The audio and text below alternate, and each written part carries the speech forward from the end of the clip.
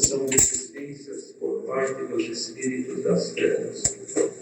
Mas, mesmo havendo resistência, o Senhor sempre vai executar. Isso nós temos que guardar conosco e ter em mente.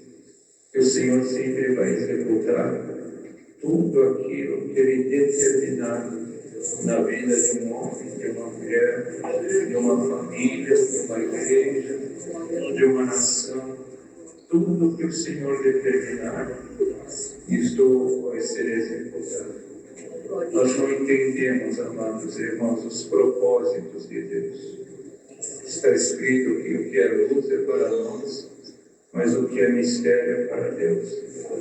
Nós não entendemos os propósitos de Deus. E muitas vezes nós questionamos: por que isto? Por que aconteceu isso? Por que foi assim, dessa forma? Mas nós não entendemos.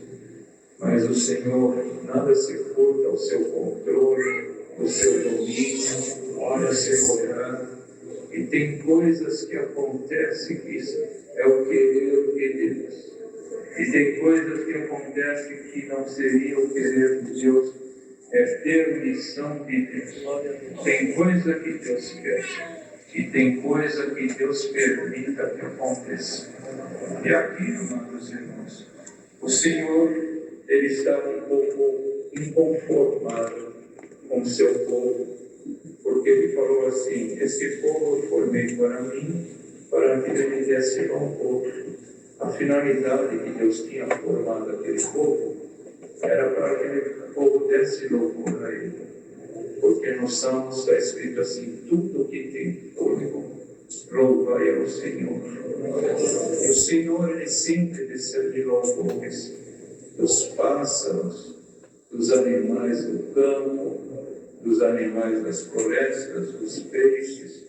Deus recebe louvor até das árvores, irmãos, e tudo que tem fôlego também louva o Senhor.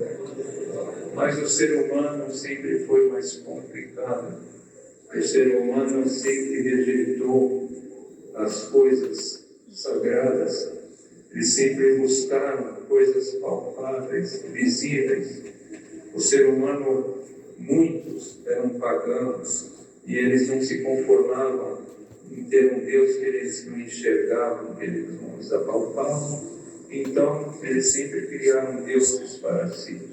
Mas o Senhor, amados irmãos, Ele queria um povo que louvasse, desse louvor a Ele. E o Senhor, por promessa, Ele começou a formar o seu povo. Mas Ele falou assim: contudo, tu não me invocaste a mim, ó Jacó, mas te cansaste de mim, Israel. Isso é muito grave, irmãos. A gente pode se cansar de alguma coisa que se torna rotineira na nossa vida, e a gente fala: eu me cansei disso. Mas cansar de Deus é um perigo muito grande, que o homem, o ser humano, que ele tem um juízo perfeito, jamais ele se cansaria de Deus. Mas o povo começou a se afastar do Senhor e ele começou a ser tomado da loucura, porque louco, irmão, loucura não é só aquela loucura que a pessoa não consegue mais um equilíbrio e nem viver no meio da sociedade, tem que ser retirado e às vezes até internado. Não é só essa loucura. Tem loucura que toma o ser humano, que faz com que o ser humano ele se afasta de Deus, ele despreza Deus. E tem aqueles que conhecem ou conheceram o Senhor, como é o caso desse povo aqui, mas eles se cansaram de Deus. Mas eles se cansaram, não é que Deus torturava eles, que Deus castigava eles. Deus, pelo contrário, o que eles plantavam, eles cresciam, eles colhiam. Os seus animais não tinham mistérios. No meio do seu povo também, o povo crescia. Deus sempre saía com seus exércitos e fazia grandes maravilhas no meio do seu povo, fazendo com que Israel tornasse uma nação respeitada, conceituada, não só pelo seu exército, como pelos reis que o Senhor colocava ali, dentre eles um rei muito sábio chamado Salomão, que a sua fama, ela, irmãos, espalhou para terras longínquas. Bendito é o Senhor. Então o povo se cansou do Senhor, não tinha motivo, mas se cansaram, porque o ser humano ele tem isso, a ingratidão.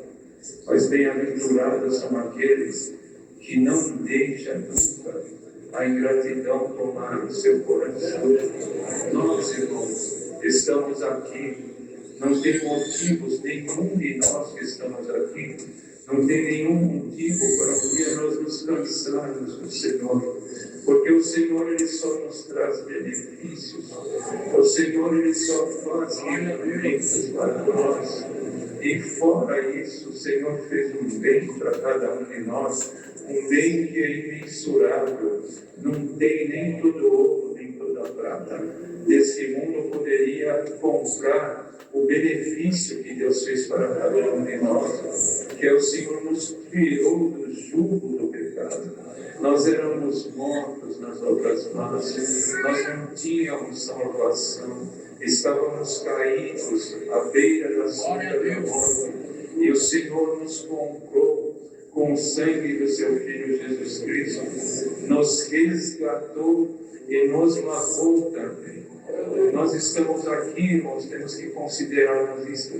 Nós somos alvos de resgate, porque quando a pessoa ela é sequestrada, ela manda, os sequestradores, eles têm os seus intentos, seus objetivos, e na maioria das vezes, nem todas, mas na maioria das vezes quer angariar dinheiro e liga para a família, já pede, quando sabe que aquela pessoa faz parte, é membro de uma família abastada, liga para a família e pede altas somas de resgate. Bendito é o Senhor.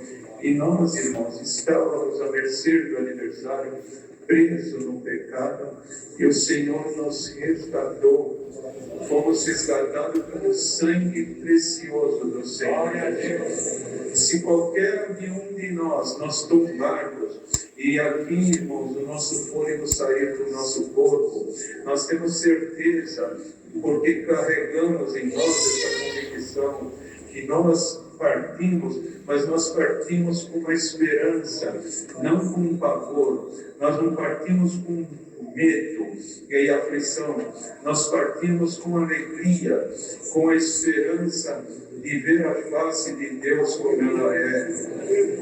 Deus deu a graça de estar num funeral recentemente, irmãos, e o Senhor me mostrou claramente quando aquela pessoa que estava ali partiu, o Senhor, aleluia, recebendo aquela alma, recebendo, porque vejamos bem, quando Estevão, que foi o primeiro mártir, ele estava ali sendo apedrejado, e o Senhor abriu os céus para ele.